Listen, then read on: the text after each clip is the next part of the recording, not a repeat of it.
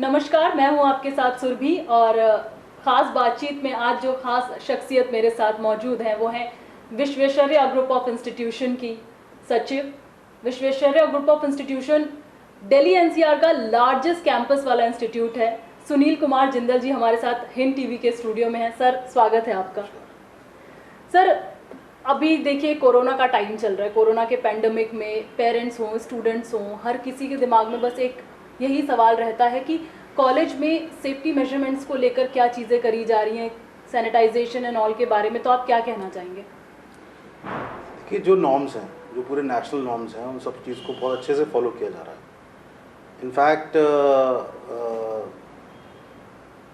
Rooms के अलावा, classrooms के अलावा जो कैंपस में बाहर जगहें हैं, बैठने की जगह हैं, कैंटीन्स हैं, या फॉर दैट मैटर मेस के एरियाज़ हैं, जो अभी तो आजकल बंद है, लेकिन फिर भी हम लोग उनको सैनिटाइज करते हैं because we have residential faculty also.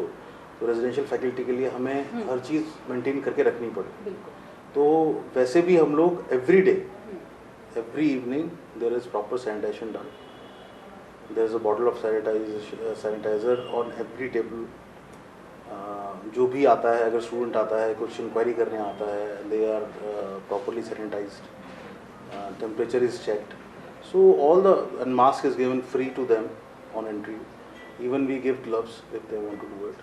तो हम लोग कर रहे हैं वो सारी चीज़ें जो एक नेशनल नॉर्म्स के अंदर आती हैं। अपार्ट फ्रॉम दैट हम लोग कोशिश कर रहे हैं कि हम अपनी ऑनलाइन एजुकेशन को इम्प्रोवाइज़ करें। तो इसके अलावा हम लोग ऑनलाइन एजुकेशन को बहुत इम्प्रोवाइज़ कर रहे हैं, ऑनलाइन इन्फॉर्मेशन को इम्प्रोवाइज़ कर रहे हैं। मैक्सिमम कोशिश करते हैं कि जितने स्टूडेंट्स को हम लोग इन्फॉर्मेशन डेली बेसिस पे व्हाट इज़ हैपनिंग, क्या क्या एजुकेशन में हो रहा है, क्या कब से उनकी क्लासेस स्टार्ट हो रही हैं, या कब से उनके किस टॉपिक पे उनको कब लेक्चर मिलेगा, या कॉलेज कब खुलने वाला है। तो हम अपनी ऑनलाइन जो प्लेटफॉर्म्स के ज़रिए मैक्सिमम इन्फॉर्मेशन उनको पहुँचाने की कोशिश करते हैं। ताकि वो इस उनको ये कॉन्फिडेंस रहे कि यस, वो अपनी एजुकेशन को लूज़ नहीं कर रहे हैं। And as soon as things are okay, in fact हमारे पास शायद सबसे ज़्यादा हॉस्टल कैपेसिटी है। तो वो हम लोग कोशिश कर रहे हैं कि अगर गाइडलाइंस के हिसाब से हम लोग बच्चों को अपने हॉस्टल में रखें, और totally we will follow this pandemic guidelines, how to do that. And we have enough space, हमारे पास इनफ स्पेस है कि हम बच्चों को सेफली रख सकते हैं अपने यहाँ एज होम। हमारे यहाँ खाना सब कुछ अंदर बनता है, सब कुछ अंदर ही रहते हैं। लोग हमारे यहाँ बहुत ज़्यादा अंदर बाहर नहीं करते हैं, जाते नहीं हैं, आते नहीं। मोस्टली हम कोशिश करते हैं कि जो लोग पढ़ा रहे हैं वो घर से पढ़ा दें, और जो लोग टीचर्स जो रेजिडेंशियल हैं वो ही क्लासरूम में जाके पढ़ाएं। हम लोग मोस्टली यही कोशिश कर रहे हैं। अच्छा, ऑनलाइन की जैसे आपने बात करी कि ऑनलाइन बहुत सारी चीज़ें हो रही है, तो अगर मैं प्लेसमेंट की बात करूं तो क्या इस टाइम पे जैसे प्लेसमेंट के लिए तो कंपनीज आती थी कॉलेजेस में, तो अब पैंडेमिक में तो ये पॉसिबल है नहीं, तो क्या ऑनलाइन ही बच्चों के इंटरव्यूज़ वगैरह सेटअप हो रहे हैं? बिल्कुल हो रहे हैं, ऑनलाइन सेटअप भी हो रहे हैं, और ऑनलाइन ही उनका ऑफ कैंपस या in the industry interview plan हो जाता है, where they can go and do that. क्योंकि दैट वो तो करना ही पड़ता है। आप ऑनलाइन एग्ज़ाम ले सकते हैं, आप एक टेलीफोनिक इंटरव्यू ले सकते हैं, बट जो फाइनल जो इंटरव्यू होता है, फेशियल इंटरव्यू होता है, वो they have to go to the industry and they will do it. And most probably जो थोड़ा सा हम ये कह सकते हैं कि जो अभी प्लेसमेंट्स हो रही हैं वो mostly let's say diploma holders या फार्मेसी स्टूडेंट्स या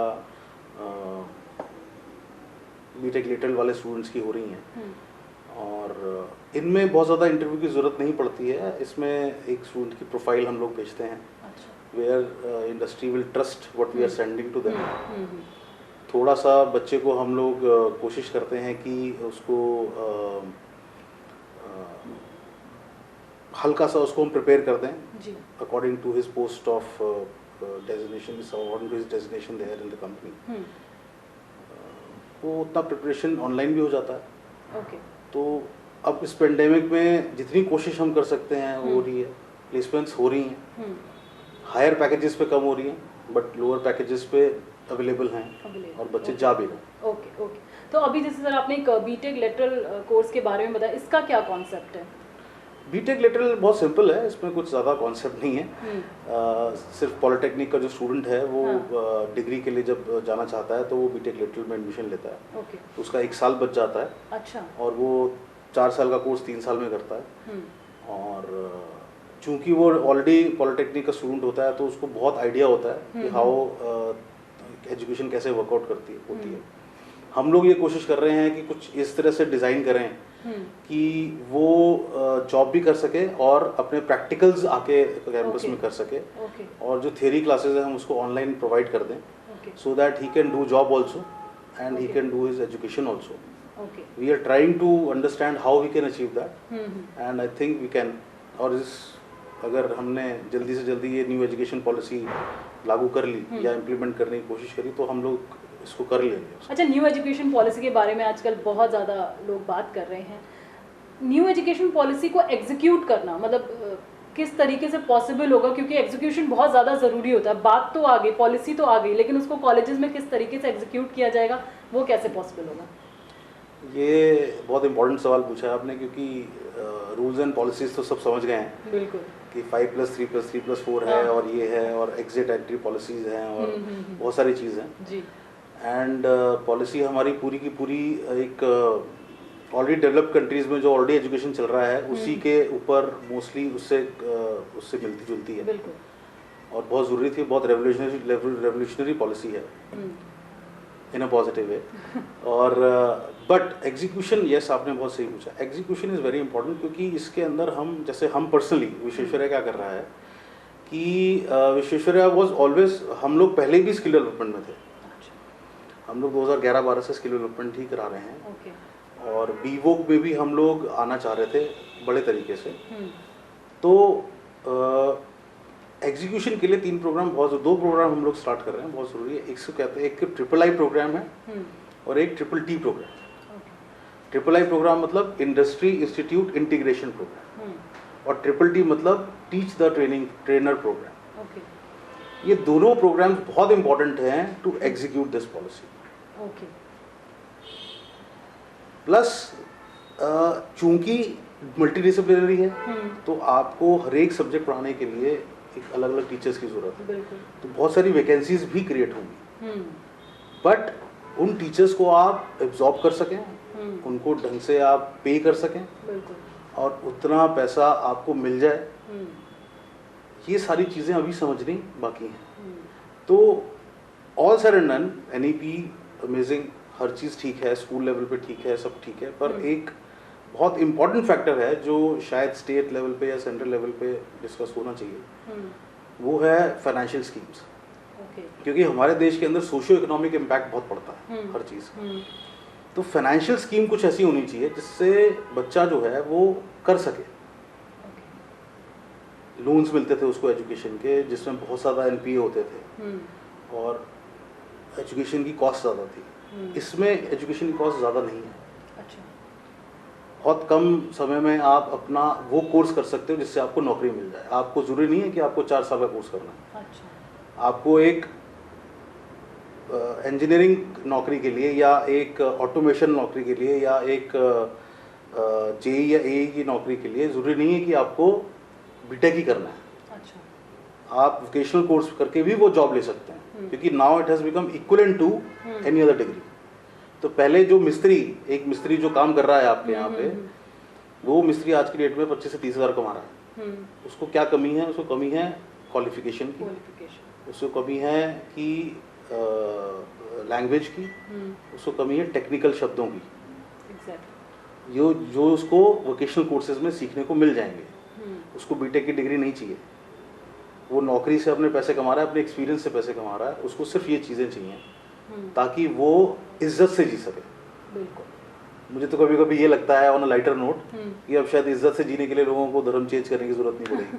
बिल्कुल सही बात है, क्योंकि हमारे दिमाग में तो यही रहती हैं चीज़ें। हमसे ज़्यादा नॉलेज सामने वाले को होती है, बट कहीं ना कहीं एजुकेशन या क्वालिफिकेशन उस चीज़ को डाउन और वो उस चीज़ में उस आदमी में इंफीरियरिटी कॉम्प्लेक्स क्रिएट कर देता है। बिल्कुल, ये बात भी सही है।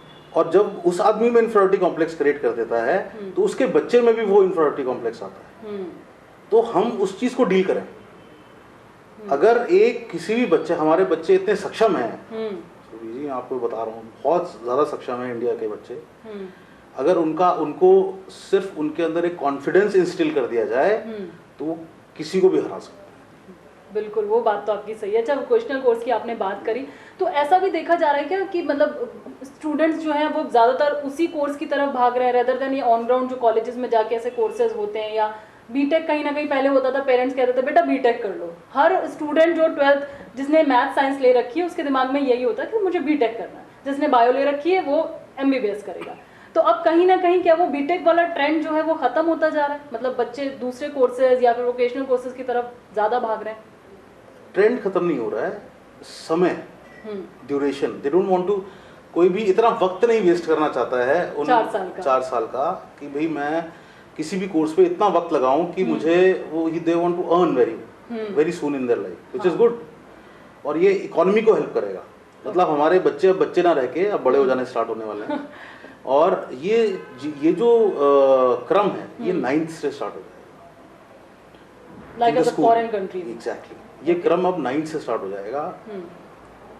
हमको किसी भी बच्चे को स्किल करने के लिए सिर्फ उसका 10वीं होना बहुत जरूरी है। 10वीं तक की जो हिंदुस्तान की पढ़ाई है बहुत अच्छी है, इट इज़ वेरी गुड।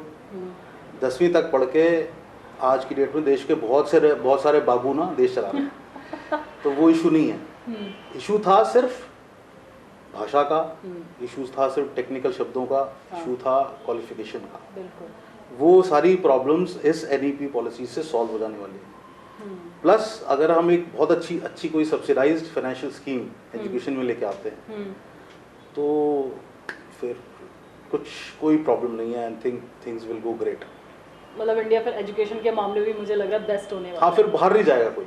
हाँ, अभी जैसे कि बाहर की यूनिवर्सिटीज़ में भागते हैं। अच्छा, बाहर की यूनिवर्सिटी से मैं बात करना चाहूँगी सुनील जी कि ये भी शायद एनईपी में है कि जो फॉरेन यूनिवर्सिटीज़ हैं उनको इंडिया इनवाइट कर रहा है सेटअप के लिए। तो अगर वो यहाँ पर आ गई तो यहाँ जो इंडिया की यूनिवर्सिटीज़ हैं क्या उन पे कुछ इम्पैक्ट पड़ेगा इस चीज़ का? बिल्कुल पड़ेगा। जैसे यहाँ की यूनिवर्सिटीज़ का इंस्टीट्यूट्स पे, प्राइवेट इंस्टीट्यूट्स पे इम्पैक्ट पड़ रहा है, वैसे फॉरेन यूनिवर्सिटीज़ का उन यूनिवर्सिटीज़ पे इम्पैक्ट पड़ेगा।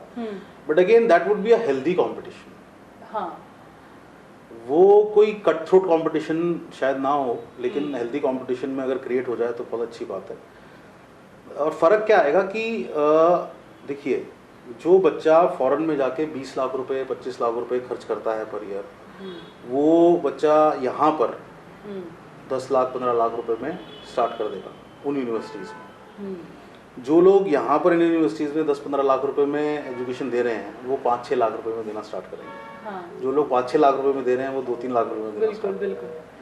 तो और जो 2-3 लाख रुपए वाले हैं वो सिटीज़ के बच्चों को छोड़ के बी ग्रेड और सी ग्रेड टाउन्स को पढ़ाना स्टार्ट करेंगे, which is good.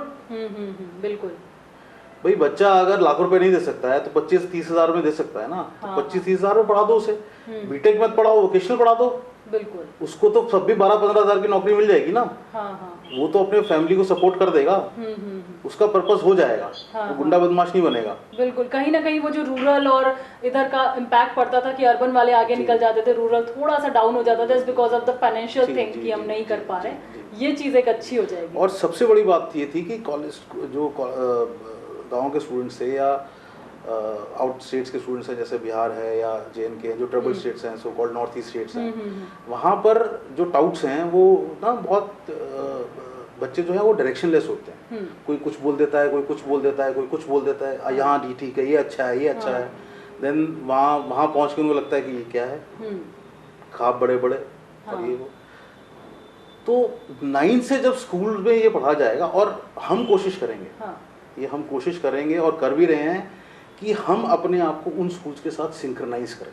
Okay. Synchronise समझते हैं आप? जैसे पहले क्या होता था कि IIT की पढ़ाई अलग होती थी, 11th-12th की पढ़ाई अलग होती थी, राइट? तो बच्चा क्या करता था कि IIT के क्वेश्चंस अलग सॉल्व करता था, 11th-12th में अलग करता था, उसको वहाँ भी नंबर चाहिए थे, वहाँ भी करना था।